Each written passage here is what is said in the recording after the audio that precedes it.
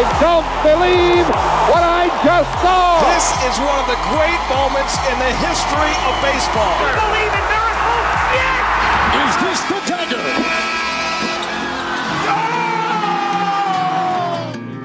Let's crank it up. All right. Rock and roll. So you're saying don't do the Gallagher brothers thing? I don't think it's a good idea. I disagree, but all right. Which day are we starting with? The 10th. May 10th. Yeah, okay. Yeah, we're going to go with that one. Okay, ready? Frank, good? Yeah, we're ready to roll. All right, let's do it. Okay. 3, 2. May 10th. On this day in sports. In today's episode, the most famous photo in hockey history. A landmark draft pick for representation in sports. A unanimous MVP for the first time ever. A Triple Crown winner for the first time ever. Dr. J carries a franchise and an entire league on his back. Plus hockey and basketball tidbits that could win you a bar bet. Plus, today's Dork Draft debates who were the best late-round draft picks in each sports history, and we ask award-winning actor Nigel Downer to help us sort through the best picks. All that and more coming up on this episode of This Day in Sports. All right. I like how you paced it up, Mike. It started slow, longer pauses. There's a lot of comments each time I do it, so I was trying to just, expedite matters a little bit. Sure. I mean, your voice sounds great, but the pauses, man. I like there was a shift around a Triple Crown winner. Oh, yeah. I like that was good. You felt that? Yeah, the tie-in was great. I felt like now I feel like I'm in good hands. Put this fucking sweatshirt on for you. Hey, thanks for bringing up the sweatshirt, Michael, because, of course, we are proud that Cabin, Barber, and Gentleman Supply is on board as our sponsor, and we whined and complained that we didn't have Cabin sweaters, and we ended up with Cabin sweaters, friends. Here they are. If you're watching on YouTube, we each have a different model. You can feel the sweat coming and if through you, if you're ever cold, that's what a sweater should do. Yeah, you're at the cabin. When you want to put these on is May. Sure, okay. Get some lights in on a you. crowded room with a lot of lights. Mike's sweating up a storm. Yeah. I mean, under that shirt, his whatever band was fun for a week is on. It's probably a T-shirt sweating under there. Who knows? Yeah. We're proud, though, because Cabin, Barber, and Gentleman Supply is a great place to go to get your hair cut, get your beard trimmed, and find something for the gentleman that you may be or a gentleman in your life, because this place has all the shaving apparel, all the socks, the ties, the belts, the cigar cutters, anything you want, and it smells great. It smells fantastic. It doesn't smell like you've been sweating in a sweater, Mike. It smells fresh. Okay? That's true. And it's got everything you need, so please check out Cabin, because there's 3 locations, including the Port Credit location we're in right now. That's where we're recording from. Get a shave, get a cut, get a ton of compliments when you roll out of here with a Cabin fresh look. For more, check out cabinforlife.ca. That was great, too. Yeah, there was some fun in there. Yeah, everyone had a good time. Mike, I think the heat's getting to Mike is sweaty. I'm not sweaty. I'm irritated because now it's shots of my T-shirts that I'm not even. It's not even visible. You don't go for the T-shirts. My band taste. Yeah. And and my intros, like the whole thing is. I'm opting out of May 10th. Mike, you're fantastic on the show. I got to say, you're one of the top 3 cast members. Great research done as always. Why don't you kick us off? Tell us what happened this day in sports. Me? Yeah, sure. Okay. You. I was assuming Kippen would go first. Okay, shake it up. I have a good one. On May 10th, 2014. University of Missouri defensive lineman Michael Sam became the first openly gay player to be drafted into the NFL. He was selected by the St. Louis Rams in the 7th round, 249th overall. As the reigning SEC Defensive Player of the Year and an All-American, Sam felt he probably should have been drafted sooner. For the first 3 months after the draft, his jersey was a top 10 seller on the NFL.com website. Wow. He never made an active NFL roster. He didn't make the Rams. He played briefly in the CFL, I think 1 game. And then he retired for a little while, and he currently now plays for the Barcelona Dragons of the European League of Football. Wow, that's quite a story. But still pretty cool. Yeah. Amazing. Top that, motherfuckers. Whoa. Yeah. A short episode. Yeah. Well, that was great, guys. Nigel couldn't make it. See what happens when I'm sweaty? Wow. Here we go. All right, I'm going to jump in and take us all the way back to May 10th, What is happening? 1913. You remember where you were then? 1913. I was in a T-shirt. Yeah. The Not sweating. Yankees committed 8 errors in a game versus Detroit, and yet somehow still managed to win that game 10-9 in the 10th inning. New York shortstop Claude Derrick had 3 errors and hit New York's only home run that day. He also had a stolen base. The Tigers committed only 1 error in that game. Despite scoring 9 runs, Detroit only had 4 RBI that day due to the Yankees fielding miscues. So 8 errors in a game, and yet somehow you win 10-9. That's the Yankees. You know what's weird about that, too? The game still only took 2 hours and 35 minutes. Wow. Whoa, not bad. No television commercials. No. Exactly. This is from 1967. May 10th, 1967, Hank Aaron of the Braves hit the only inside-the-park home run of his entire MLB career in Philadelphia off of Hall of Fame Phillies pitcher Jim Bunning. The other 754, of course, went over the fence the right way. I mean, the right way, the more obvious way, I guess. There's no real right way to hit a home run, I guess, but that's the more take him over, you get him, yeah. clear way to go. And I remember what I love so much about Hank Aaron and obviously how he hit so many home runs was that they often said that when they were in meetings before games to go through with the pitchers, the approach to hitting, when they got to Hank Aaron, they'd say, just make sure no one's on. That's the only approach we got. I don't know where you're going to throw it, but just make sure no one's on. Yeah. Everyone else they'd analyze, and they'd just say, with Hank, you just... What was the quote about trying to sneak a fastball past Hank Aaron is trying to sneak sunset past a rooster? Sunset past a rooster. Isn't that That's great? Right. That's a great quote. Yeah.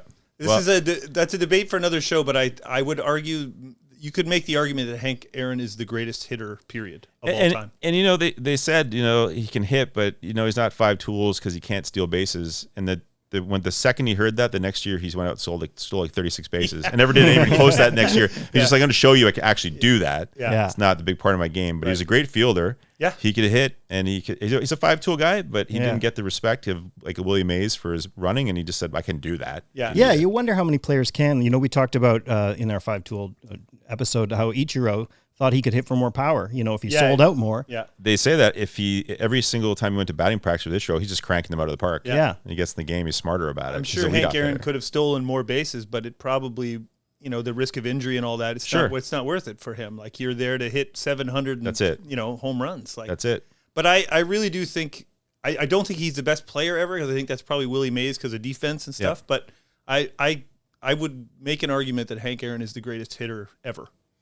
I mean, there's only 7 guys with 3,000 hits and 500 home runs, and he was the first, right? Yeah.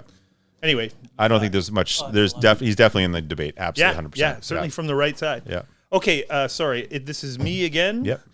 All right, this is a 1989 one. I'm trying here. I'm going to admit, and I think the 3 of you would admit, we're a little light in this podcast on soccer. Yeah, true. Oh, okay. None of us are soccer guys. We don't know a lot about European football, or you know what I mean? Yeah. And certainly nowhere near anyways. Much as the top 4 than American. No, Canada. And I don't want to talk about something that I don't know enough about, because I don't want to seem like one of those guys who's trying to sound like he knows what he's talking about.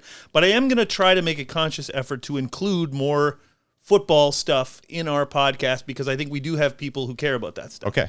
So here's my first attempt. 1989. FC Barcelona defeated Sampdoria 1-0 to win the 29th annual European Cup. Created in 1960 and later known as the UEFA Cup, it was a competition for European domestic champion teams to face off against one another. The tournament was discontinued in 1999, and Barcelona, who won this year, was the only squad to win it 4 times. So there you go. That's my first piece of football trivia. Well done. I mean, hopefully not my last. I'm going to keep trying. You got Sampdoria. You nailed it. Yeah. Yep. Okay, well, I'll follow suit with a sport we don't do a lot. Okay. So I'm going to jump back to 1919. Remember that year, May 10th, 1919. Sure, we just won the war. I remember the T-shirts. So this is. I was still signing my checks 1918 of bands that were popular for a week. Shit. The flu. Okay, so we're going horse racing. Okay. Sir Barton. He won the 45th Kentucky Derby with a time of 2:08.8. Yeah, that's how they timed them. Ridden by jockey Johnny Loftus, Sir Barton was the first horse to ever win the Triple Crown of American horse racing. There have been 12 more Triple Crown winners since, including Seattle Slew, Citation, Secretariat, War Admiral. The Triple Crown, of course, is the Kentucky Derby, the Preakness Stakes, and the Belmont Stakes. So Sir Barton, the first horse to ever complete that, and this is 1919. He won the 45th Kentucky Derby. Nice. There we go. Well, I can't follow up with a hat trick of sports that aren't for the major four, so I'm just going to jump into 2002, May 10th, 2002. The Angels crushed the White Sox 19-0 in Anaheim. It's the second time in 10 days they'd beaten a team by 19 runs in a game. They beat the Indians in Cleveland 21-2 on April 30th, led by Troy Glaus, Garrett Anderson, and Tim Salmon. The Angels won 99 regular season games that year and went on to win their only World Series that October, beating San Francisco in 7 games. A fantastic World Series. Yeah. That team could certainly hit. The pitching was there. They had Kevin Appier. They had Troy Percival was in the bullpen. Yeah. They had a decent pen. But they had the rally monkey. That was K-Rod that year too, right? Yeah. Frankie, that's where he was like an unbelievable setup guy for them too. Yeah, for Percival. Yeah. And you got your Scott Spezio out Okay. there. Yeah. You got your Airstads on that team. I think that's your David Eckstein too, yeah. Eckstein's there. Darren Yeah. What's his nuts? Plucky. What's his nuts at second? He also played for the Cardinals. Kennedy. He was the guy who hit home runs. Yeah, he had the 3 home run game. Kennedy's there. Like, that's a really good team. It is. Molina's their catcher. Yeah. One of the Molinas. I think it was Benji. I want to say Flying Benji. Molina brothers, yeah. Yeah, and of course Mike Scioscia is their manager. Mm-hmm. And that World Series is the one everyone thought this is going to be Bonds. Bonds is going to finally get his World Series, and he was only a few outs away, and they really fell apart there. Yeah, they did. So if you ever want to go back and look at even box scores and check it out for this day in sports, it's May 10th, 2002 for the numbers, but for the season. 2002, the Angels are versus the Giants in that World Series is worth checking out. But also 19-0. Like how do you feel when you're on the zero side of that, going out and playing? You know those innings, being down that much. If you're on the Angels, you best not try to steal a base. Yeah, that's true. Yeah. If you want to get smacked in the face or spiked pretty hard, that's a long day. You're gonna wear one the next day. Everyone wants that over. Everyone wants that game over. Oh yeah. Yeah. No taking the extra base. Yeah. No. And despite winning the World Series, Gene Autry did not come back from the grave. Yeah. 2021. I'll just leave that there. 2021. During Washington's 125-124 loss to Atlanta, Wizards guard Russell Westbrook had 28 points, 13 rebounds, and 21 assists, setting an NBA career record with his 182nd career triple-double. He broke the record previously held by Oscar Robertson. The reason I also wanted to mention this is because I think there's a narrative about Russ, which is that he, when he does things like this, he's not a good team player. And that it's not good for the team. It's just him jacking up shots and padding his stats. I just want to point out, I did research on this. Russell Westbrook is the all-time leader in triple-doubles in the NBA. His winning percentage of his team when he has a triple-double is over 73%. The best team in the NBA this year was the Milwaukee Bucks in the regular season. They had a 70% winning record. So in other words, you're the best team in the NBA on the days when Russell Westbrook goes for a triple-double. So I hear that narrative creep up sometimes. I think it's because people don't like Russell Westbrook as a person. Maybe he rubs them the wrong way. Yeah, and and I agree with that, and I think that's great to dig into that. Certainly, I feel like he's not going to get in the Hall of Fame till a second ballot. I think he could be. He's not going to be a first ballot Hall of Famer. I think he's that unpopular. He was an MVP. I just don't think he's. I think he'll be in. I don't think he'll get in first. Wow. Yeah, I think he's that unpopular. I really do believe with the media. You mean? Yes. Yeah. Yeah, for sure, and a lot of fans too. Yeah, I know, yeah. And I mean, it's weird to me the guys that fall out of favor and the guys who, for whatever reason, I mean, Westbrook was the best player on the Clippers in this year's playoffs. Yeah. He was the only reason they even stayed in that series a little bit. I agree. And I don't know. I just feel like for an MVP, he gets traded a lot. Maybe he's trouble in the. I don't know. Like maybe he's every indication is that there's trouble. You can't be that good and then gotten rid of so many times. Yeah. And I don't agree. I think he should be first ballot Hall of Famer. It's not a but it's not a beauty like contest. Great. No, it's not beauty. If you win 73% of your games when he's playing like that, I'd take that every time. Sure. I don't care if he's a jerk. So, Mike, you're putting him in first ballot. He's an MVP. Sandy, are you putting him in 100%. first ballot? I think he should be first ballot. No, let's say it's up to you. For me, yes. Yeah. Oh, yeah. Okay. But I'm saying I think it's going to be. It might be a problem for him. That's interesting. That'd be interesting to see. He has been traded a lot. The voters for the NBA, by the way, are not the sometimes dicks. or often dicks that the baseball voters are. If it was a baseball Hall of Fame, he would definitely not get in first. Right. No, they'd make him. Maybe it'll be okay for the NBA. Anyway, there's my little rant. I'm gonna go to one you alluded to in the opening, in that fine opening. 1970, on May 10th, Bobby Orr scores to win the Stanley Cup championship for Boston. 40 seconds into overtime, he gives the Bruins a 4-3 win and a 4-game sweep over the St. Louis Blues in the finals. He took a pass from Derek Sanderson. He beat Blues goalie Glenn Hall, and you remember what happened next? Just before he was tripped up right by defenseman Noel Picard. It was more of a celebration leap and trip combo, but we all know the picture because it's the famous photo, him flying through the air, celebrating. I don't know. I watched it again, and it looks like, sure, the defenseman, sure, he grabs his foot or whatever with the stick, but I mean, like, Bobby Orr was definitely leaping into the air too. Sure. So that, it was a great iconic moment. I'm sure you all have. It probably is the most famous photo in hockey history. I mean, I sort of said that in the intro, but it probably is. What can you think of more? Frank? Any hockey picture you can Hockey think of? photo is more famous than It's more famous Orr than flying that? through the air. I don't know. Hockey photo? No, I don't think so. It's so iconic. Nope. That's the one. I can tell you, I have a photo of that picture autographed by Bruce Hood, who was the ref that's just barely in the photo. Oh, really? Yep. He's like, I'll autograph that, and he autographed his sleeve. It was in a sporting news magazine. I still have it. It's like, what an amazing autograph I would never frame. I just thought the Ken Dryden photo of him leaning on the stick. Okay. That's good. That's pretty. Sure, that's was that pretty- a painting or a photo? It may become one. The painting is the one where it's the goalie, I think it's called, where it's the Team Canada jersey. Okay. I don't even know if that is the described goalie or not. At the Hockey Hall of Fame, there's a statue of that painting, Okay. the goalie, but that's the famous painting for sure. Okay. But the stick leaning is a photo.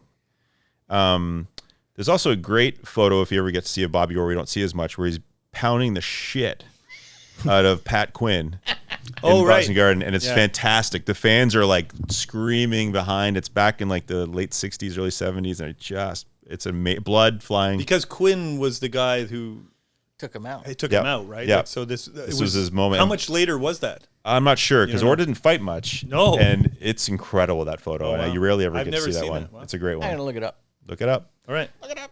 Where are you at there, Matty? Was that you? Yeah. All right. Let's switch up to a different sport. In 1973, May 10th, 1973, the Knicks defeated the Lakers 102-93 to clinch the NBA Finals 4-1. It was noteworthy for several reasons. It was the last time New York won an NBA title. It was the final game of Wilt Chamberlain's career. He scored the game's final points, an uncontested layup. And it was also the last New York-LA final in NBA history. Neither team would reach the finals again until during the 70s. That was the last time in the 70s either team reached the finals. Is that correct? Yeah, the Lakers had a bit of a dry spell after that. Yeah. Too, yeah. Okay. 2003, Ottawa's Patrick Lalime set an NHL record streak with his 11th consecutive playoff game, allowing 2 goals or less, as the Senators defeated New Jersey 3-2 in Game 1 of the East Finals at the Corel Center. Lalime is generally given a lot of grief because of that Game 7 against the Leafs, whatever that was, in the 03 conference or 04 against the Leafs, where he let in those 2 soft goals to Nieuwendyk. But I looked this up. Lalime is and remains still top 5 all time in NHL history in playoff save percentage. He is ahead of Hasek, Rask, Quick, Price, Giguère, Holtby, and Belfour. Wow. Wow. Yeah. He let in 2 soft goals in a big game, but in the 03 conference final against New Jersey, like, he only allowed 17 goals in 7 games, but Ottawa only scored 13 and they lost. Like, he had some really good years for them, but they just didn't play well at the right time, and he had one kind of stinker of a game. So he's kind of remembered. He's like a Bill Buckner type thing where Damn, man. people kind of remember that, but he was actually a lot better than people remember, I think. Just like Buckner. Yeah, right, exactly. Do you want to do we have more left? Or Did wanna- we Oh, yeah, get I think to all the so. ones you teased? I don't know that we- Yeah, people are hanging on the edge of their seats. I know. Okay, I got. Hold on, I got one that was Well, we got one. teased here. 2016.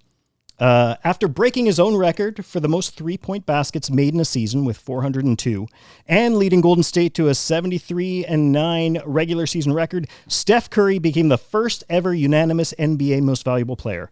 He also became the 11th player to win back-to-back MVP awards. So all 131 ballots ranked Curry in first place.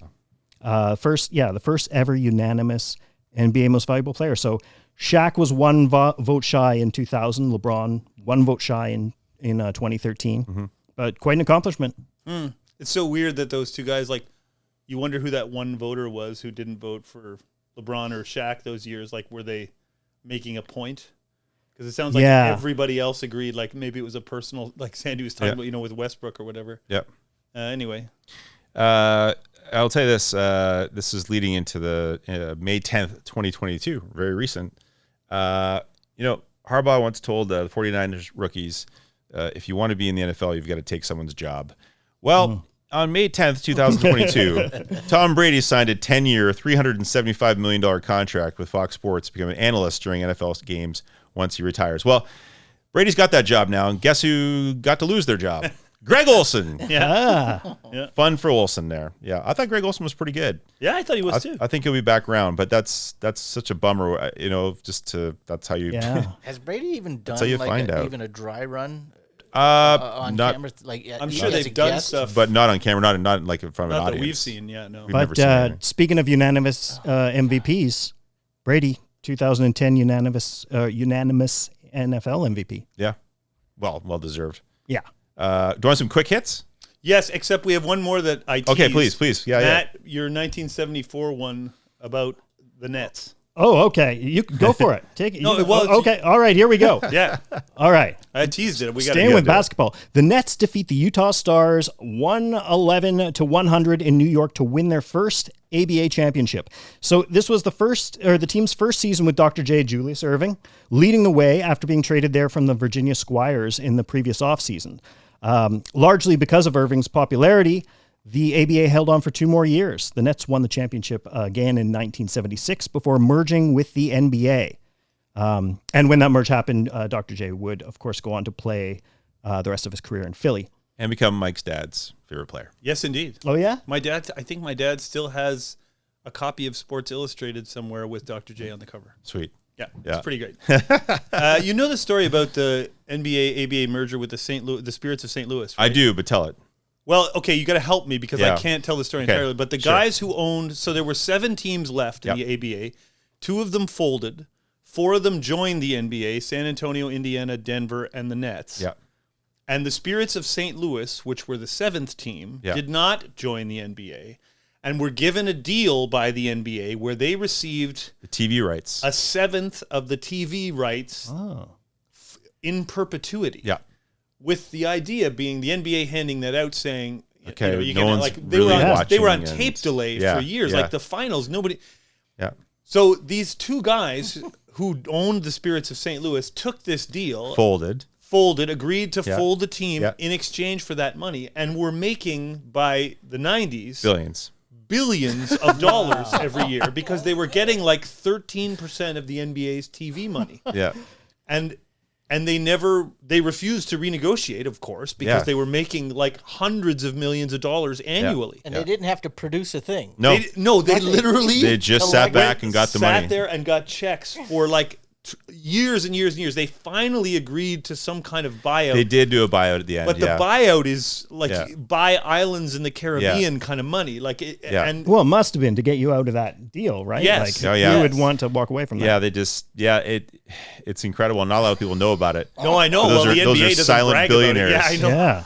But like, and that team was like barely hanging on for Yeah. years too. Like those guys kind of like, they were not drawn. That's why they wanted to fold the team, right? Because they had no players and it wasn't worth keeping around. How did they think to even do that? Just go like that 7th of the Do you think TV it was rights? foresight or is it just dumb luck? Dumb luck. Yeah, I feel like it's I just don't dumb think luck. they could have possibly No. guessed it would be as big as it is. Let's try it. In the 70s, the NBA was not America's Not at all. league. Like you said, tape delay. Yeah. Like the finals were on tape delay. Yeah.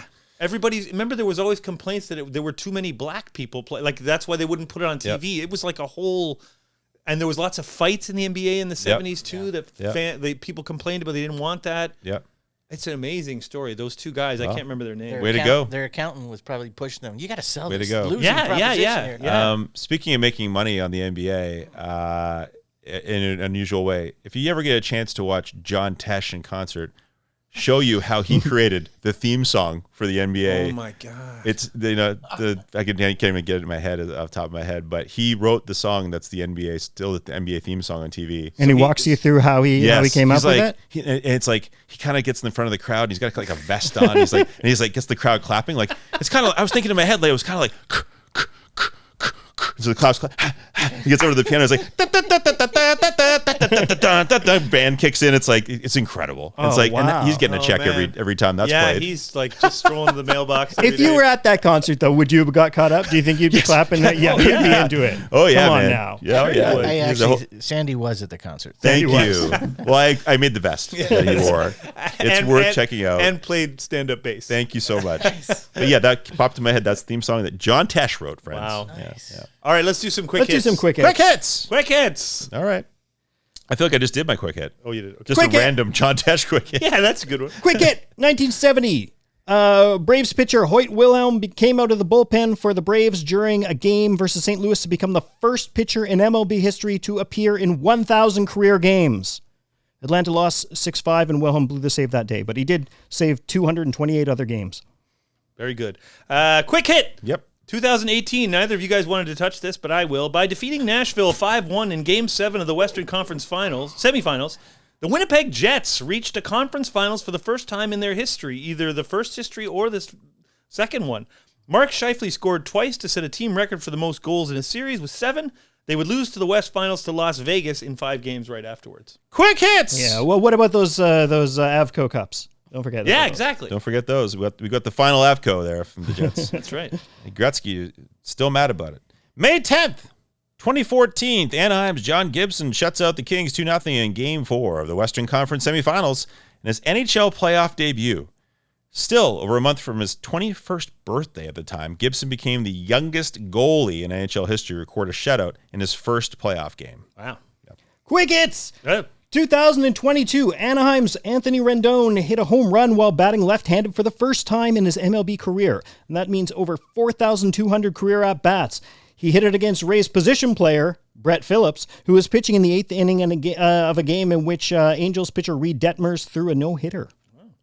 Quick hits. Speaking of no-hitters, 1981, Expos pitcher Charlie Lee threw a no-hitter versus the Giants in Montreal. He was a native of Orléans, France, and Lee became the first French-born pitcher ever to throw an MLB no-hitter. He struck out 8 and walked 4 for a 4-0 win, even though he made just a win. I said that in French. Beautiful. I didn't even mean to do that. Well done. He made just 11 starts that year, and today's game was the first time that season he'd thrown more than 4 innings in a game. Whoa. Quick hits. Yeah. May 10th, 1993, center Bill Walton was inducted into the Naismith Basketball Hall of Fame in Springfield, Massachusetts. Walton, who had over 30 operations to his legs and feet during his career, wished he could have done more. My career was one of frustration and disappointment, which makes being here today more special, he said. Walton averaged 13.3 points and 10.5 rebounds a game during his NBA career, but in 3 years at UCLA, he led the Bruins to 2 national championships, averaging over 20 points and 15 rebounds a game. And I'll tell you what, this is just a little bit of allusion to next week and our draft next week. We already have our theme pick for next week, so a little bit of allusion. It'll tie in a little later on. It'll tie in a little later on, players with some injuries. That's Gosh, right. I don't know how quick a hit that was. Well, that was a bit of a longer hit. Yeah. Quick hit! Okay. May 10th, 2005, Herbie, Fully Loaded, starring Lindsay Lohan and Michael Keaton, is released in theaters. There you go. That was better. I like that one. No evaluation of the No movie. follow-up, just that. Excellent. Okay. You make your own things. Okay. Should we go to birthdays now? Yeah. Yeah, All right. Mike. Birthdays. May 10th, 1942, legendary Yukon basketball coach Jim Calhoun was born in a town called Braintree, Massachusetts. Jim Calhoun, not given a lot of credit as one of the great coaches, though he won as many national championships as Bobby Knight, he won 3 in like 25 years at Yukon. So anyway, he was born on this day in 1942. 1995, 5-time Olympic gold medalist U.S. swimmer Missy Franklin was born. Yeah, so good for her. 2000, Way to go.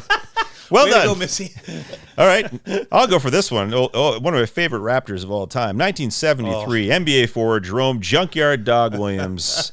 The only Raptors jersey ever owned. Is that right? Yep, Jerome Williams jersey. And when he This is the part I'm going to confess something. Okay. When he left for the Bulls, Yeah. I wrote him a fan letter saying goodbye from Oh Toronto. wow! Yep. To no response. Tell us as much. Tell us as much as you I can wish I remember still had from it. that. Do you remember I'm anything sure. you said? Well, you sent it. He doesn't. I don't You know. know, but I mean, you Doesn't might even remember. photocopy it? You might remember. No, I what just you remember said. saying how much he meant to the team and how much I loved him, Those- and we're going to miss him. I don't want to upset you, but that's a sign of some lean times in Raptor land. When like Jerome Williams leaving, you're like, oh, the team's really gonna fall apart. I thought you now. were going to be more critical about lean time in my life. No, that I would write that lean letter. time in Raptors life. Yeah. We can get into your life another time, but Well, for the Raptors, if you're like Jerome Williams, like he was a character guy. He was an easy guy to root for. Yeah. But if like you're losing Jerome Williams and like everybody's like, the team's falling apart. Well, like, maybe the team. I Was guess that good. that's it. They were, but he was such a great, interesting guy to watch play, and like go getter all the way, all that heart. But when I wrote the letter, my roommate at the time said, "What did you just do?" I said, "Well, I wrote a letter to Jerome Williams as a fan letter," and he said, "You're never going to hear back because you're too old. Which if you really wanted to hear back, you would have taken a crayon, wrote some letters backwards, and said you were age 5 or something like that. Yeah. Then you get a letter back. Yeah. And maybe whatever." That's. But anyway, happy you were in birthday. your I don't know. 20s. That's odd. I was picturing you as a child for some reason. In Thank this you. story. No. Sadly, he wasn't. Dude, I was Nearly 30. I was a gen- Yeah, I was wait a a minute. full grown man. The time doesn't. The time I was a doesn't full grown make man. sense here. No, I was a full grown man. You had a mortgage. So wait, was it an email or did you mail a letter? Like write it on I a piece mailed of a paper? letter that Okay. I wrote To- on a piece of paper. Yeah. Where to? To The North Pole? the Chicago Bulls. No, the Chicago Bulls. To the Chicago Bulls. So he probably didn't get it. Jerome Williams, Dear- care of the Chicago Bulls. Dear Chicago Bull. Oh my gosh. I did that. I Wow. admit that I did that.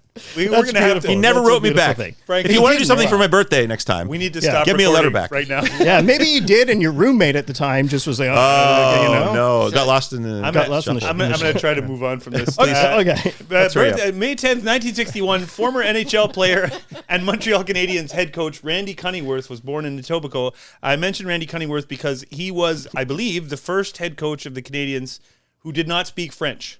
And he was given a really hard time. He promised that he would try to learn French, but it was not good enough. The team didn't do very well while he was the coach. He wasn't the coach there for very long, but they really did not ever give him a chance in Montreal because he was not a francophone. Which, I get. It's fair enough, but it was. I remember seeing the highlights and stuff and feeling like so bad for that man because he was clearly trying to speak French and it was, it was uncomfortable. Was he a good coach? Well, I mean, I don't think they were a very good team. He was only there like a year and a half, but it didn't go well, and he didn't curry a lot of favor. Even though he said he was going to try to learn French, but that's hard to do as an adult. Well, I remember when Scotty. While you're coaching an NHL team. of course, yeah, of course, on the side. Yeah. Learn your from Babel. Scotty Gomez, when he went to the Habs, played so badly and got like heckled constantly. Yeah. And on the reverse of that, he said it's really brutal. And one of the guys said, "I'll tell you what would be worse is if you knew how to speak French, because you'd hear all of it." Oh, So he was right. the reverse. Yeah, you didn't. Scotty, don't ever learn French. It's Yeah. bad. It's Oh, real man. bad. You Yeah. won't understand. You can't read the papers. Yeah. Matt, you got one more birthday for us? Move on. Yeah, 1930, former NFL kicker going and back. legendary broadcaster Pat Summerall. Ah, was yes, the dulcet tones. I only Pat Summerall. I only want to close on 1985. Lifelong Anaheim Ducks player Ryan Getzlaf in Regina, Saskatchewan, where his brother played for the Rough Riders. Yep. Oh, wow. And Receiver. good receiver too. Oh, for the very Rangers. good. Yeah, of course. Yeah. But I just bring up Ryan Getzlaf because I only want to say I can't stand Corey Perry, and I don't think Ryan Getzlaf could either, because every time Corey Perry antagonized somebody, he'd skate off the ice, and Ryan Getzlaf was like, "Well, now I got to fight a guy." Yeah. And he said that. He said that's one of the reasons I just couldn't handle half the time playing with that guy, because I got the crap beat out of me or I had to fight somebody, and I didn't even do anything. Yeah. Yeah. Do you want to mention this wedding before we go on to the draft, Sandy? Sure. 1999, boxer Manny Pacquiao married his wife, Jinky. They now have 5 children, and one of them is named Queen Elizabeth. That's true. Manny Pacquiao, ledge. Yeah, Ledge. So, now, and on that note, Oh, yeah, sure. Let's do it. No particular segue. we're going to tie this back to the Michael Sam being drafted in the perfect. 7th round of the draft. Yep. Okay. So today's our draft for this episode is we didn't sort out who picks first in this, No. but whatever, we'll figure that out. We are going to pick out who we think are the best late round draft picks in each of the 4 major sports. And And I know I'm not going first in this pick. Well, I'll tell you what I'm going to do. I got a 3-sided dice here on my computer. I'm going to roll this. Okay. And I'll just tell you, Matt, this is going to be what side you're going to be. Okay. Okay. You're second. I'm second. Okay. Yeah. Then you have to go first because I have to go second and third. Okay. So you go first. All right. Wow, that worked out well for Sandy. That was great. I didn't even show you my screen. You know Now, what- you know before what- we go, we want to Okay. explain the criteria. for this. Yeah. So for the NBA, it has to be a second round pick because they only do 2 rounds. Okay. Okay. For the NFL, it has to be after the second round. Like they do 7 or they used to do like 15 rounds. Yeah. But first and second is too easy. For the NHL, I think it should be the same thing, right? It should be not first 2 rounds. Right. We Yeah. agree there. That's an easier one. Yeah. And the NFL, or what's the other one? Oh, baseball, anything after, I don't know, 5? Yeah. And there's so many Yeah. rounds. Okay. It's fine. You know what I love Just about for the this? So the biggest thing, what's that? What I love about this, like, is that you and I, Sandy, are pretending like we're just hearing this for the first time. We've clearly curated lists, and yet right. we. This is the first time I've heard this particular rule. But what round did we say in basketball? Can't be your first round? Can't be first round. Can't be That's first fine. That's fine. And then football, we said, Anything after the first 2. yeah, that's ridiculous. Nothing ridiculous anyway. We're all playing the same parameters. Okay. Okay, I'm going to jump in. And of so course, wait, and we're going to choose one from each of these. major 4 sports. Yeah, what we're calling the major. We're trying to branch out and Sure. do more sports. North So American we're sports, I doing suppose. hockey, Yes. North American football, rather American football. We're doing Yeah, we're not doing a lacrosse draft. But Major League Baseball and the NBA. Yeah, and a shorter way to put it is we're doing NHL. baseball, hockey, basketball, and football. or the 4 major sports. And as you said, Well, a we're not minute- doing, a minute we're not and a doing the half ago. CFL. this isn't the draft yet. Okay, so and anyway, these are great late round draft picks. Late Gotcha. round draft picks that went on to be fantastic. And I'm gonna dig in. And the first pick, I think I've got to go with someone who's going to be a lock, and it's going to be Tom Brady. Yeah, okay. In the 2000 draft pick 199, round 6. Yeah, all right. 199 to 6. Only because I would hazard to say that of all those picks, he's from the distance of how he was picked to where he got to, that's the best spread, I guess you'd say. So Tom Brady's my first pick. Football is covered for old SJB. Okay, I think everybody would say, yeah, he's probably the first overall pick, the GOAT. Mike might disagree.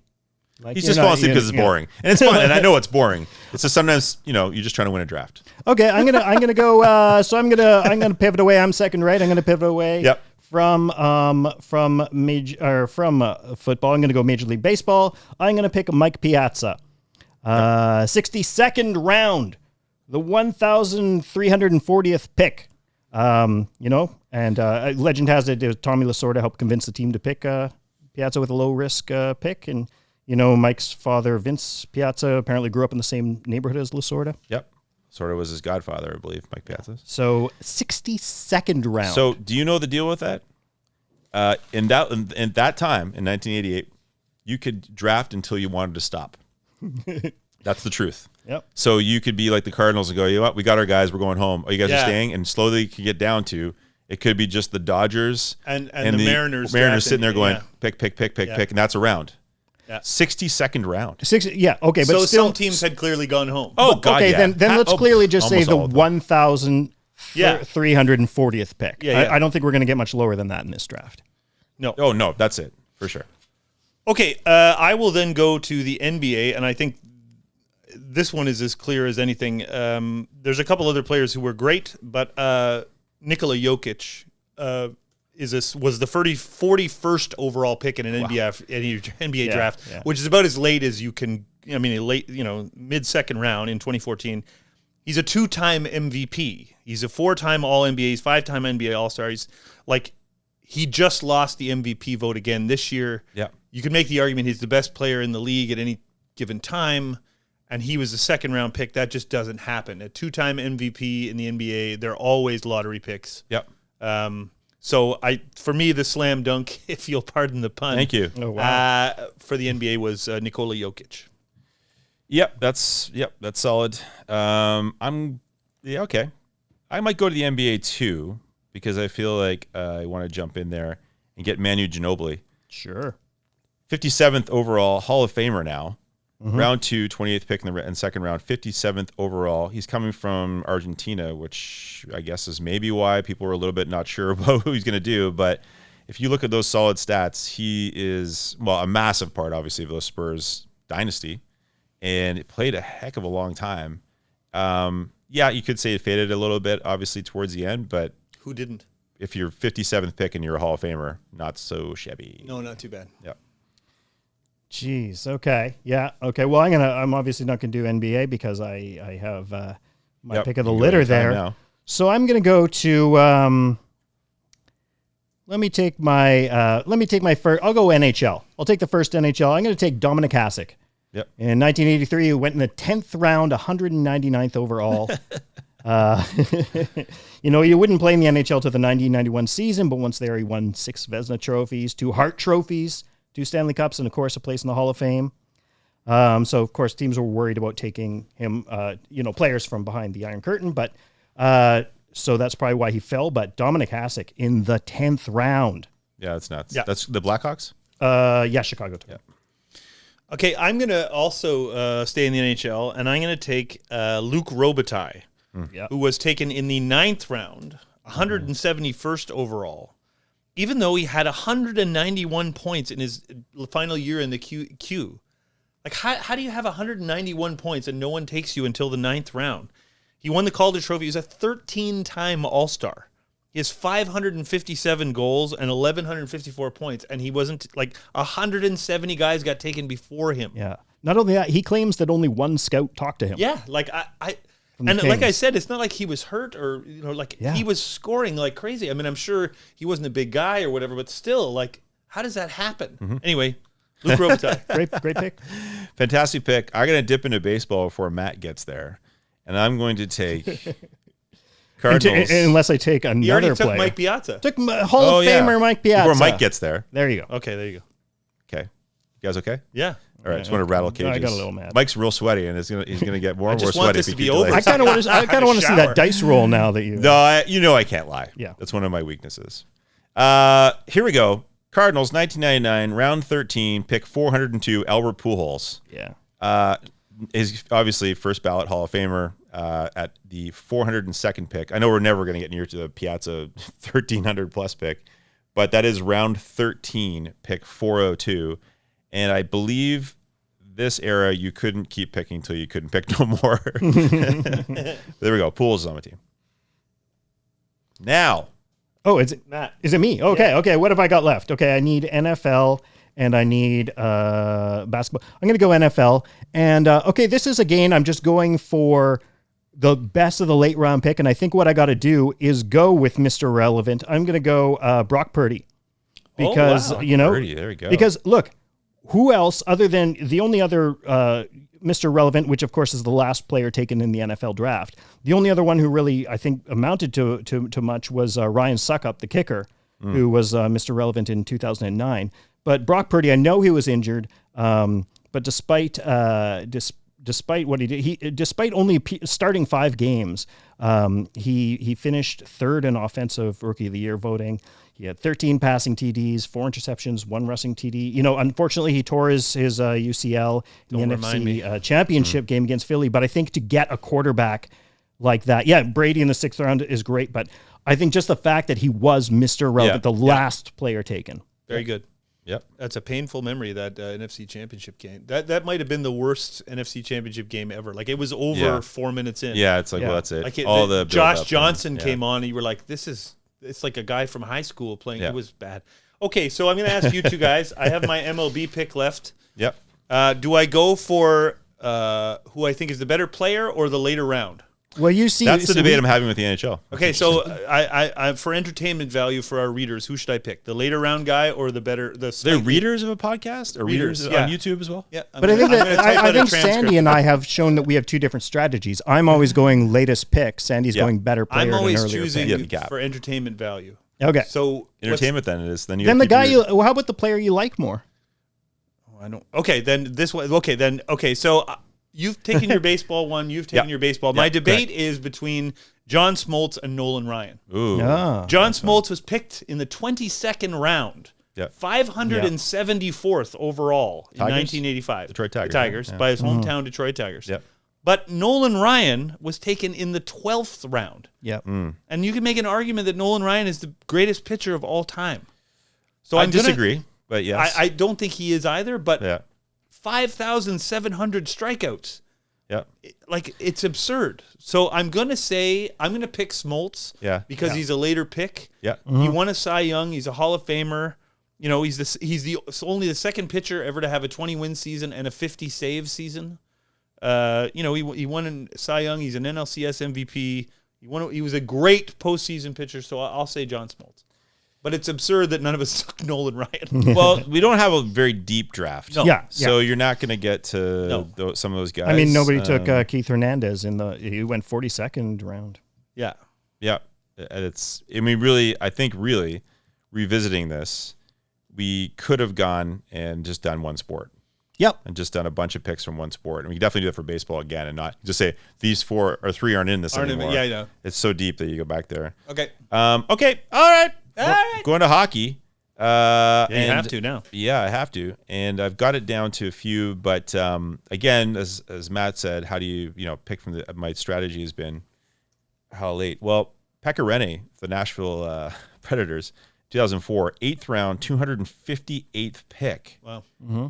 And now you're looking at a guy who, I mean, just to get that guy alone to get one Vezina, which is fine. You got the Clancy, he's All-Star several times, Hart nominee.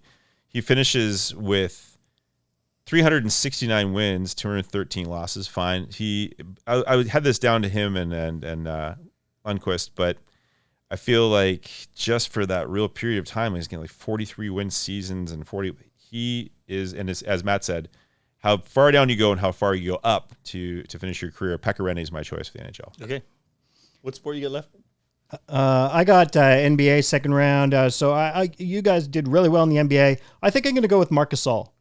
Yeah. So in 2007, he was the 48th overall pick to the LA Lakers, and 3-time All-Star, All Rookie, All Defense, Defensive Player of the Year, all in that. Mm-hmm. And 48th overall, that's a pretty good pick.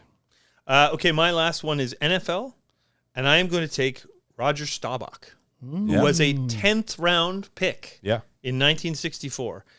Staubach, because he had to do naval service and he served in Vietnam, he didn't come to the Cowboys until like 1970, I think. But Roger Staubach in his career was 85-29 in the regular season and 11-6 in the playoffs. And he won 2 Super Bowls. He would have won the third if Jackie Moore could catch. He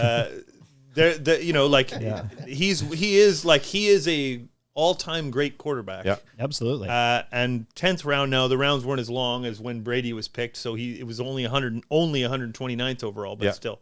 10th round sounds pretty good. So I'm taking Roger Staubach. It's I think also that completes it. Yeah. I think Sorry, that finishes our I was draft. going to say for some part, you got to think about how many teams are in the league then. Yeah, I mean, it's probably only 16 teams. Well, here's who I was going to take if I didn't take Purdy, and I just feel like we need a shout out to Bart Starr. In the 1956 draft, he was picked 200 in the 17th round to Green Bay. 8 QBs were taken before him, and there were only 12 teams drafting. We should do this for each sport. Yeah, we should do it for each This sport. is a preview because Yeah. we're going to circle back later in the podcast. When we have like a football expert on, or we have like a basketball expert, we'll have deep dive into one draft, and we will just, as gentlemen, eliminate the people who picked in this episode. I can't believe no one took Dennis Rodman. Rodman was on my list. Like he's for sure. He's a Hall of Famer. Sure, but Ginobili is too. And that's what I was debating, the two of them. But I know, but again, my theory of the deepest pick, Rodman was 27th overall, Ginobili was 57th overall. Yeah. And Gasol 48th. Yeah, just going for the diving back, Alex English, Draymond Green. Yeah. Second round, yeah. He's definitely going to be someone to consider. And in baseball, Trevor Hoffman we didn't talk about. No. He was drafted 290th, round 11 as a shortstop. That's right. I consider Dwight Clark, Terrell Davis. Nobody mentioned Doug Gilmour. Doug Gilmour's a good one. Pavel Datsuk. So yeah, we realized we just scratched the surface. Yep. Datsuk, Zetterberg. Stay tuned, folks. Just scratch the surface. What sports will we go into? Maybe all 4, but let's get to judgment because this is the draft we're talking about. Let's get to our judge. Let's get Nigel Downer in here and tell us who is right and who is wrong. Okay, we have drafted our team of draft picks, which is a bit of a double draft. And we, of course, need our judge. We're very fortunate because today we have Nigel Downer, who is an actor, writer, and director based in Toronto, an alumnus of the Second City Toronto. Nigel co-wrote and co-starred in the CBC Gem Prime Video comedy web series Bit Players with Chris Siddiqui, who just refuses to be on the show because he knows nothing about sports. Uh, who cares? He can still be on. Which won 2 Canadian Screen Awards for Best Writing and Best Web Series. Film and TV credits include Ghosts on CBS, Titans on HBO Max, and Baroness Fun Sketch Show on CBC. The wonderful Nigel Downer is joining us here. Yeah. Yes. What's up, fellas? Let's go, boys. And listen, I'm going to tell you this for sure. Chris is not a good person out on the show. He does not know anything about sports, man. I think that's why me and him get along so well, is because I'll drop a sports reference. He's got no clue, but plays along. As you listen to these picks, Nigel, you may decide we don't know anything about sports either. That's true. He could actually be perfect. I can't wait. That's true. That's actually true. Nigel, I know your sports leanings. I know you're a Steelers fan, and I know that you, of course, love the Toronto FC, and you're into the football, not American football and American football. And I guess Jays, of course, you're wearing a Jays hat right now. That'd be a clue. Raptors, I think. Raptors, huge. Yep. Am I missing any allegiances? I'm a big for those EPL followers, which is the Premier League, English Premier League. I'm a big Arsenal fan. That's my squad. We've had a fantastic year up until the last 3 weeks. So we'll see. Depending on when this thing comes out, we'll either be champions or we'll be runners up. So that's fair. That's fair. Yeah. We talked about the Arsenal, did we not recently, or is that? Yes. In our attempts to sound like we know what we're talking about with the EPL. We have made a few references to Arsenal, so it's good. You can listen. You can actually listen and enjoy it. Yeah, man, I can't wait. And they are the cannons. It'll probably be wrong anyway. Oh, yeah. Do we get the cannons? People call them the cannons. I think that's. Let's keep going with this podcast. Okay, all right, we're moving on. Wow. Okay. Geez. I guess there's not a two-way street on the question. They're the gunners. The gunners, not the cannons. That's what I was trying to figure out, is the cannons or the gunners. The gunners. We even got that wrong, so that's good. Because I remember, I think Nick Hornby is a fan of the Arsenal. In one of his books, he kept saying the Gunners. I didn't really understand that slang until then. That's right. That's right. So let's jump right into this. We picked our 3 teams of draft picks that were just late round draft picks that just completely paid off and excelled way beyond expectations. We've given you that list. If there's any way you want to jump in, any way is fine, as it turns out with us. We have no real rhythm. If you want to pick a sport and go through those, or just down teams, no problem at all. Nigel, who jumps out of you at first? Where do you want to start? This is what I'd like to do. I'd like to start with sport first, and I'm going to go with my least favorite sport all the way to my favorite sport, which will round out each pick you guys have, and then I'll hit you with which team wins. Okay, perfect. Love it. Okay, what's our starting point? Okay, great. So the starting point is out of these sports, which you guys have chose baseball, hockey, and basketball and football. So I'm going to start with baseball. Baseball is my least favorite of these 4 sports here. One, because baseball is just too long. I'm just going to give you that. Baseball, the regular season is just way too long. So with that being said, we jump into John Smoltz, who's a pitcher. Great. Okay. So he's chosen in this 22nd round, and you did all these late rounders, which is absolutely fantastic.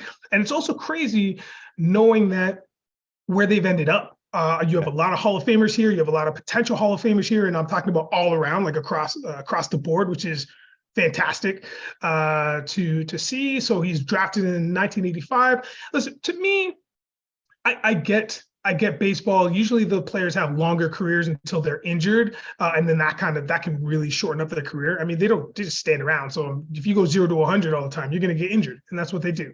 So he's got great stats here. I mean, career statistics, regular season, 213 wins. That's a lot. 154 saves, a lot. 3.3 ERA. Nobody really knows what ERA stands for. It's fine. Is that what it is? Is that true? Nobody knows the ERA is. It doesn't matter. But I think the stats in baseball for me is like, how many times out of your illustrious career were you an all-star? So he's an all-star 8 times.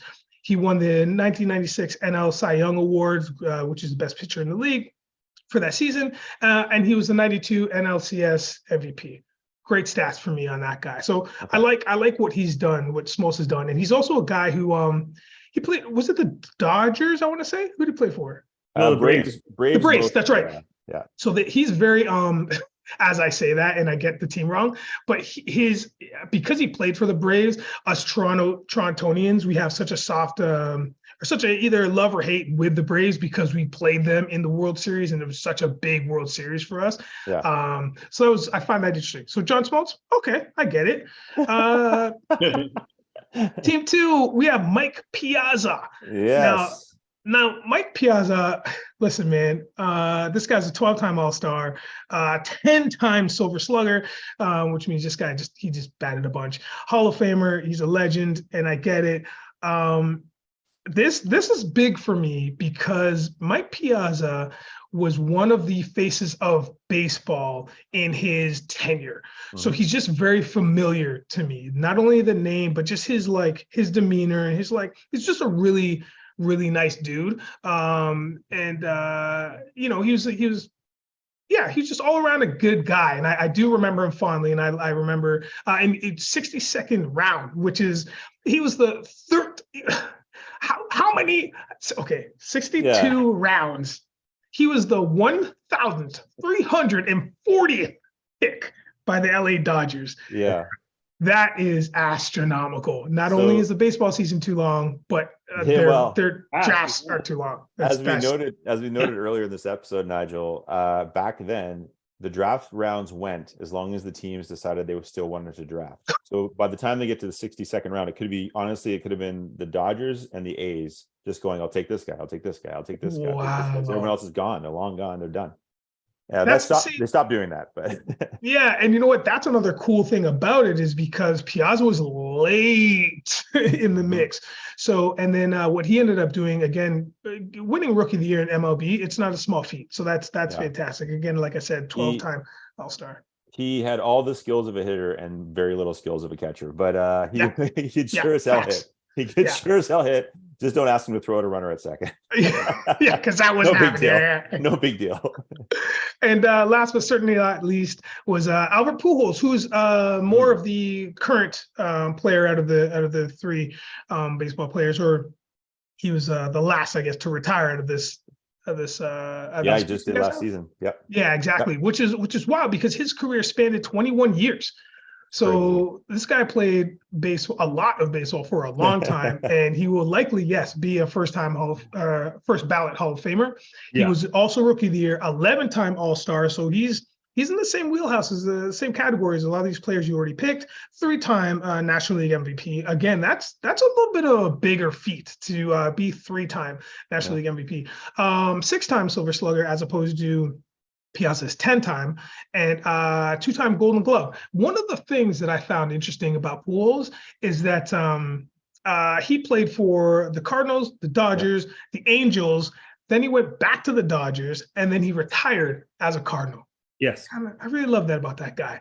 But the reason why I bring that up is because in 2022, he ended up winning the NL Comeback Player of the Year. Now that's pretty interesting to me. That's a really fun fact about you being a player and like how everybody's kind of rooting for you after you've played out. You're good. You're done. It's fine. Let's give him an award and walk away. But so I really like that guy. That's a good pick too. So all three of these baseball players, as much as I'm not a huge baseball fan, I do know them. They are definitely in the eras in which I watch a lot of baseball, or at least played baseball video games. Yeah. So I do know them. Okay. Any questions or comments from you, gentlemen? Well, those. So yeah, if you want to tell us, you can either tell us if you think maybe who won the baseball category if we move on to the next one, or you can just hold all your secrets close to your chest until the very end. It's up to you. Let me hold it close to my chest until the end. All right. Yeah. So, okay. Pick a new sport and we'll roll through that. How's that sound? Great. The next sport we're going to go to is hockey. Now, I'm going to preface it with this. For those of you that are listening, you are listening to a black man speak on hockey. So 1, this is not going to go very well. 2, I don't really care about hockey. So what I did was I did look at these gentlemen and I did remember a lot of them because I'm a huge fan of the NHL series and video games. So again, baseball and video games, I hold very near and dear to my heart from the mid-90s, I say early to mid-90s, and then I dropped off and played other sports games religiously. So let's start with Luc Robitaille. I remember him, left winger. Yeah, remember him, chosen 9th round. Yeah, 171st overall, 1984 draft, no problem. 87 Rookie of the Year, cool. So then that's another thing where it's like, he was drafted, but he actually didn't come up until 87. Right. So like a couple years later, right? Yep, with the minors. Cool. So 8-time All-Star. Okay, I get it. 557 regular season goals, over 1,100 points in a 19-year career. For hockey, it's the goals, especially if you're a forward, that really count, that really mean something. And I think that's a really poignant thing. And also he was the face of the franchise. He was with the Kings, right? Yep. That's right. And like that's a big deal. Luc Robitaille is in one of those names and one of those people that, if you don't know him necessarily, you know that he played on the Kings. I believe he was still there when the silver and black era was happening. Oh yeah. Yeah, so I really like that dude. Like I liked him a lot. I remember picking LA and having him on my team when I'm playing NHL 94, 95 or whatever. and he was great. He's a great player. Next up we have the Dominator, Dominic Hasek. See, you guys didn't even know that I was going to come up with a nickname right there, but I know this guy. So Dominic Hasek was, for me, the start of something. I'm a big Patrick Waugh fan. Like that was one of my guys. Yeah. But like Hasek had this thing that brought his European style, or just his style, just his demeanor. He didn't look very athletic, first of all, and he kind of looked older than everybody always. But he did a phenomenal job when he came over to the NHL and played for Chicago in '93. I guess he didn't play in the NHL until 90-91 season, but like once he showed up, he won Vezina trophies, which is the best goalie of the season. He won 6 of those. Yeah. 6. Yeah. He won the Hart Trophy, and he won 2 Stanley Cups. For sure, this guy has got that place, which he does in the Hall of Fame. Dominic Hasek was a phenomenal guy and a force to be reckoned with.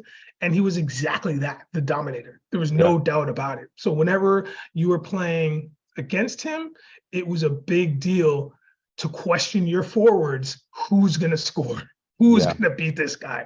And for me, he is absolutely the guy. He was absolutely the guy that if you were losing 3-1, 2-1, whatever in the third period, you knew you were probably going to lose. Like he shut it right down. Well, like you said with Patrick Waugh as well, but Hasek had a way of intimidating the other team to get in their heads that they just weren't going to score. They just weren't going to. Yeah, and that was that's the point I was getting to too, is that he was such a force that he really changed the game in hockey for me as a goalie, just in terms of where you're going to place your bets. It wasn't going to be against Chicago and Dominic, and if it was, and if it was, like, well, good luck to you. Anywhere he played, the Buffalo years were. Yes. True, totally. So then last but not least, that brings us to who's the next guy? Pekka Rinne. Pekka Rinne, yes. Shout out to the once expansion team, Nashville Predators. Listen, I'll say this: they're probably in my top maybe 10 for logos in hockey. Their colorway is yellow and like a gray or silver, depending on what years you're talking about, and white. I dig him. Patrick Rinne, he was a guy who a lot of fans, and I have a good girlfriend of mine. She's a huge Nashville fan, Predator fan. So I found out about this guy through her. Yeah. 8th rounder, 258th pick overall. He's got 1 Vezina win, 60 career shutouts, 2-time All-Star, 369 career wins. He's fine. Yeah, he's going to be. Yeah, he's fine. He's going to be in the Hall of Fame, I'm sure. But that's interesting that you know someone that is a Nashville Predators fan, which is harder to find in the GTA, the Toronto area, and most.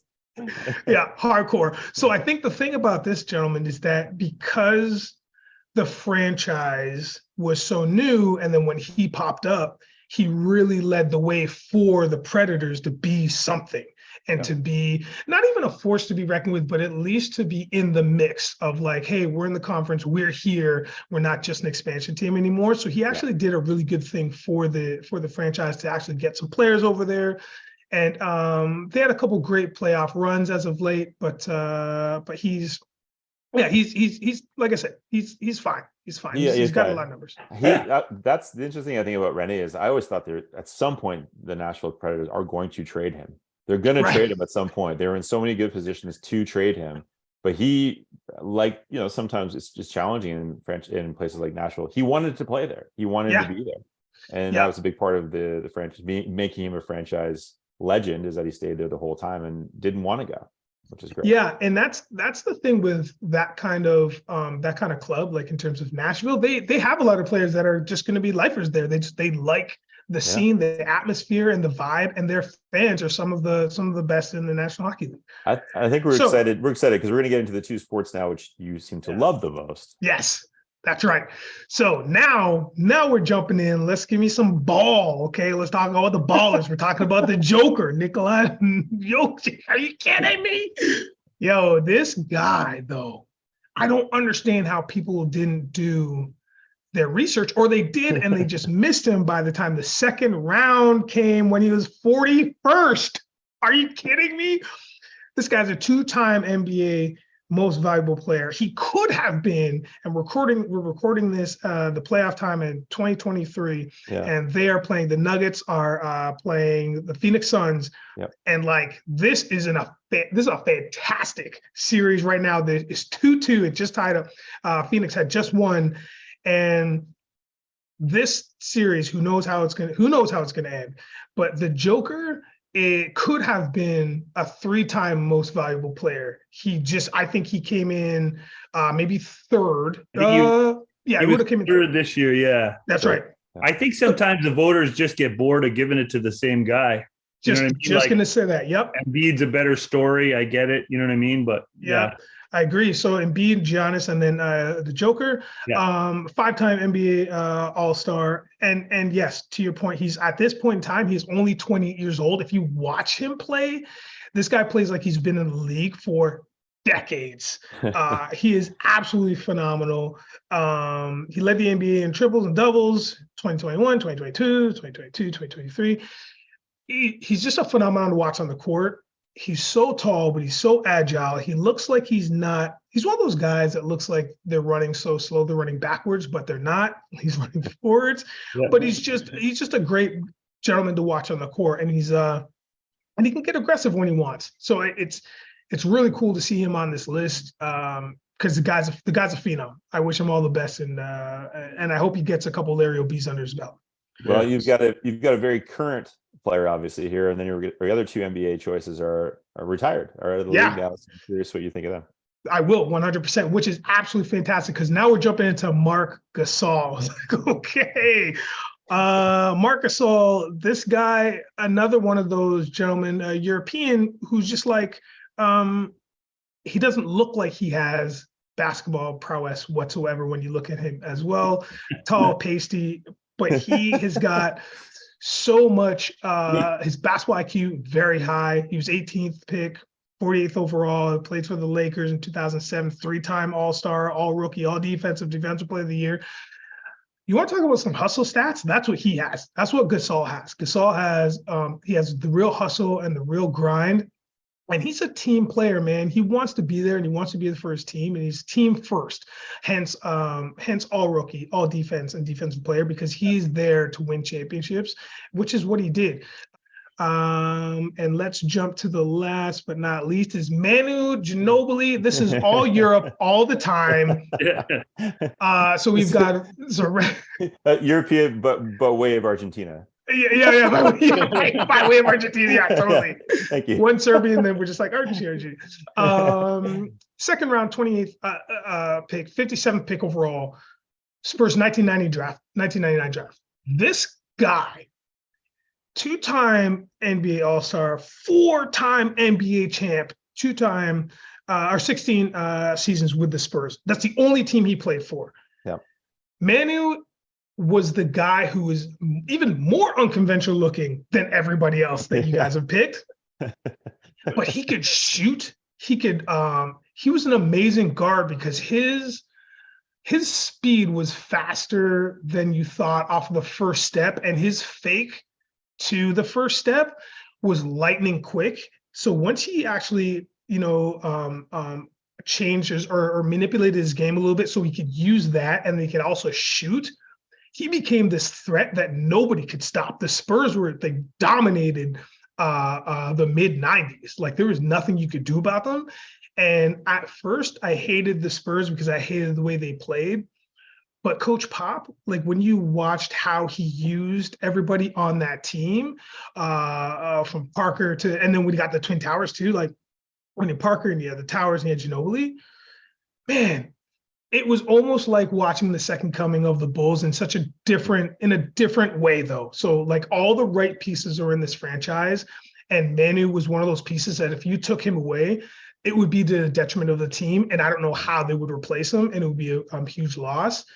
And his basketball prowess was lights out. So this is another huge pick. And the Manu was probably one of my faves, only because what that did is it brought me back to, again, playing NBA Live on the Sega Genesis. And so that meant a lot. So I'm using a lot of video game references here because that's what I know, baby. Definitely, you referenced them being the second coming of the Bulls, but like as far as spreading the stats around, the Spurs were obviously a much more of a team as far as numbers go anyway than the Jordan and Pippen show and everybody else. Yeah, big time. Yeah. You're not wrong. Okay, here we are. We're in the home stretch. We're talking a little NFL action here. Okay. So this is your favorite sport now? Yeah. So this is my favorite out of the sports that you guys have listed. This would probably be my number one, which is football. So we're talking about Roger Staubach. All right. From your childhood, Nigel. From my childhood. I can speak a lot on this guy. He's from my childhood. In all those Sega games in the yeah. Back in the day when they had to blow the cartridge and then put it in the console, this guy was drafted in 1964. I didn't even know what the equipment was like back then. But he was a 2-time Super Bowl winner, 6-time Pro Bowler, MVP in Super Bowl VI. Winning the Super Bowl, just like winning the Lord Stanley, I'd say, is one of the, if not the hardest accomplishment in sports. I mean, sure, you have tennis and Wimbledon, you have other tournaments that are equally as hard, but the what your body goes through to get to these points is astronomical. So in this period of time, in '64, the game is pretty raw. It's pretty raw. You literally have two echelons of athletes. You have the top, so you have the cream of the crop, who are the best of the best, and then you just have everybody else. And that's kind of how it goes. Now, if you're looking at the game, the modern day game now, it's more of a mix in every position. There's a lot of great players in every position, but I digress. The quarterback probably needs to be the smartest, if not, the quarterback has to be the smartest person on the field. And Staubach, he's no slouch. I mean, this guy had 85 wins in his career, 85 regular season wins, 29 losses. It's an amazing stat. I'm not going to do the math. You do the math. Great. His career playoff record is 11-6. 11 wins, 6 losses in the playoffs. Some dudes never see the playoffs in their careers. Some dudes only play football for like 3 seasons, and that's it. And this guy had 11 playoff wins. He led the NFL passer rating in four seasons. 4 seasons he did that. That is phenomenal. Roger Staubach, this is a great pick here. It's a really good pick. Let's move on to the next. Okay. Yeah, we have this isn't all quarterback round two. All QBs all the time. Now, this is interesting because we took our time machine, we took the DeLorean, we went 64, and then we hopped back in it, punched in some modern day numbers. Boom, here we are, 2022. We're talking about our boy Brock Purdy. This dude was picked in the 7th round, 262, which is the absolute last pick of the draft. It is now dubbed Mr. Irrelevant, but that is absolutely not what he was. This guy shows up on the scene, San Francisco's doorstep, and quarterback after quarterback that goes down for San Fran, this dude, Mr. Irrelevant, jumps up and he starts. And yo, did he make a splash? No! I was even on the San Fran wagon. I wanted them to go way further than they did. I wanted them to actually make that Super Bowl and win that Super Bowl because it was fantastic to watch this guy doing the things that I don't even want to say like the haters But nobody's giving him hate because nobody know who the hell he was. So it didn't matter. So it was, kind of a win-win situation, but he did so much better. He finished third in overall rookie of the year is voting. 13 passing TDs, 4 interceptions. Like, it's crazy. And then again, unfortunately, NFC championship game against Philly, who ultimately goes on to the Super Bowl and loses. Shout out to the Chiefs. He tore his UCL. So this is a great come-up-in story. I hope that he plays just as well when he gets the opportunity to in this upcoming season. He's still got some rehab to do on his UCL, but if he's good to go for the season, man, I wish them nothing but success. San Fran is going to be a team to mess with. So this is a great modern day pick. You had a really solid Stephen A. Smith vibe in that section there, where you were like really up and then plays. So go for it, baby. He's got to add a little color into the mix there. Yeah. We need it. Yeah. Last but not least. Yes, there is. Okay. So we went back into our DeLorean. We went from 64, then we jumped to 2022, and then we're like, wait. But what happened in between? I'm gonna tell you. His name is Tom Brady. That's what happened in between.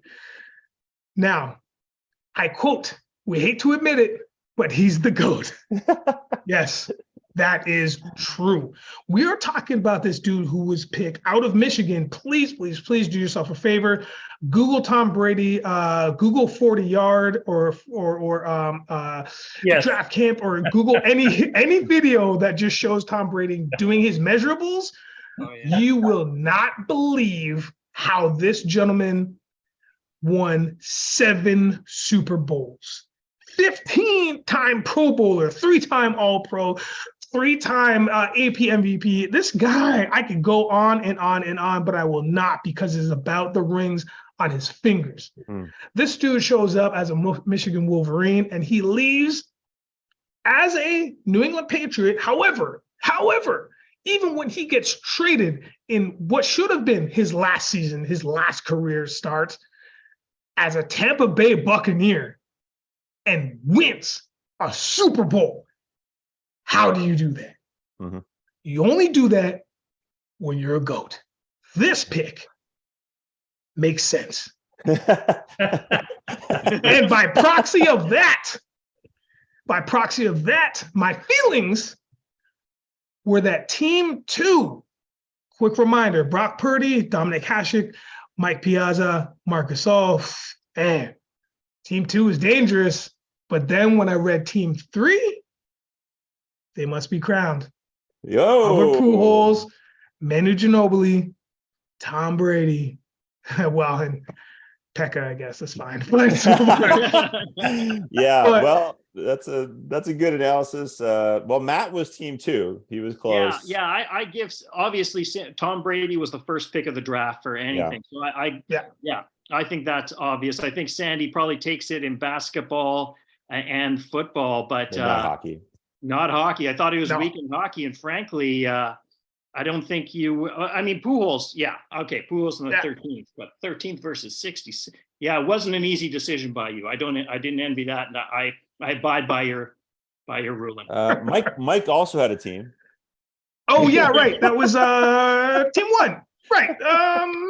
Listen, I liked.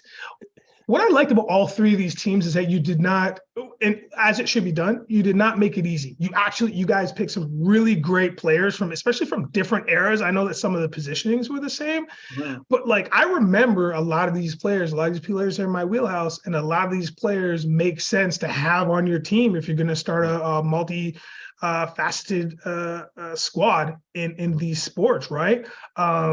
So yeah, and I think in team 1, I really like the Luke Robitaille pick, man. There's something about Luke Robitaille and the Joker. I love those 2 picks. I love them a lot. Team 2, the Brock Purdy story is undeniably one of the best. Again, I hope that it pans out for him next season. And then the Dominator, Piazza, for sure, man. Gasol, yeah, that's a great overall. That's great. But it just Pujols and Manu right there already. Game stoppers, because those guys have done some real damage in their leagues respectively for years. Yeah. Yeah, none of the reason. Every one of those teams was solid for sure, and I do admit that I definitely lost the hockey. Pekka Rinne was probably big time. a bridge too far for most people. Yeah, the only thing I could give your hockey guy was that he was just I don't think I gave him anything. I think you give him is nothing. I said he was. Yeah, I tried. What was he? He was nice. He was okay. He's always on time. Yeah. He's from Finland, man. So he's a nice guy. He has great posture. Yeah. Nigel, fantastic job. We appreciate you breaking down all these different players, and I love your honesty. I'm like, I don't really know this guy. I guess this is a number, and then there's guys you absolutely lit up on, and everything. And you, as promised, you love basketball, you love football, but your love of Luke Robitaille almost surpassed everybody else. That was it's shocking how much I love 1994 NHL, man. If any of you guys want to come over and play Sega Genesis, I will beat you with the Minnesota North Stars. Whoa, that's interesting. Oh, let's talk about that. So Kippen, because my team was always the Sabres in that era, but what was yours, Matt? What was yours? Well, gosh, I like to play. So what? Wait, 94. So yeah, in that era, in that ish. Yeah. Well, if the Jets are around, I like to play the Jets, but I don't. We had them. I liked. I don't know. I like playing Calgary. Yeah, I like playing Hartford sometimes. I still remember the Capitals being okay then too. I don't know why. I thought the Capitals might have been all right. I feel like you're right though with that one. But there was always the thing we talk about too. Mike's not a huge video game guy really, but did Mike ever play 94 Sega? Yeah, but I was never good. No. It was like the one time I didn't play enough. It was, but one thing I always talk about is for the Sabres was a great example. I always say great if you don't have line changes. The second you have line changes, you're smoked. It's a wrap. I feel like they're terrible. I feel like you have to play with any team is good without line changes. You can find a lot. They were particularly bad. They were particularly bad when the second line came out, though. Yeah. Now, Nigel, was 94? Is that the first year they had the one timers, or was that 95? Do you remember? I thought it was 94. I think it's 94. It's 94, and and that remember that kind of advancement in video game technology. It was just you just had to push a button to pass and then hold the shoot. It's just hold it. It's all for the timing. Sometimes the one-timer guy would be posed for a long time. Robitaille would have a great one-timer, that's for sure. Oh boy, that's a great choice. Yeah. So that was my hockey game of choice, and then it was NBA Live '95 when that came out, because if you remember the court was on a slight angle, so you weren't going up and down or it wasn't a side scroller, it was just on a slight angle, and I would beat up anybody with the Boston Celtics at that time because they had D. Brown. I believe he was the dunking champion at one point. They had a lot of great players on the Celtics at that point. So it was fun. Those years were fun. That's amazing. I know, and I've seen people talk to the actual athletes who are in these games, and it is such a polarizing reaction. It's either cool, I love that you like me as a 93 Sabre or whatever it is, but or it's cool, man. I don't care at all. Shut down completely. Nigel, thank you so much for judging our draft pick of drafts. You always bring it. This is no different. You're such a great friend and judge and performer, and you brought it again. So thanks so much. Thanks man. Yep. Thanks for having me, fellas. Really appreciate it. Really fun. Good teams. That was great, man. Thanks, man. See you. Thank you. Later. Beautiful. All right, that was fun. I actually enjoyed that, but I did really realize it was an embarrassment of riches when you did 4 different sports. Yeah. So we're going to circle back. We're going to do these individually as the season goes on and as time goes on. As the guests come in that are appropriate for this. So much to look forward to. So much to look forward to. Yeah. Thanks to Cabin. Thanks to Cabin for the sweaters. Oh, fantastic amazing sweaters. We've been pining for these things all year. Finally got them. Mike's sweating, but he loves the sweater. That's true. Matt looking good in the green. I've got the gray option. Cabin. What a fantastic place to get a haircut, a beard trim, and a sweater. All in the same place. Where else? 3 locations. Check them out. I'm Sandy Jobin Bevins. I'm Matt Kippen. I'm Mike Shera. And this has been This Day in Sports.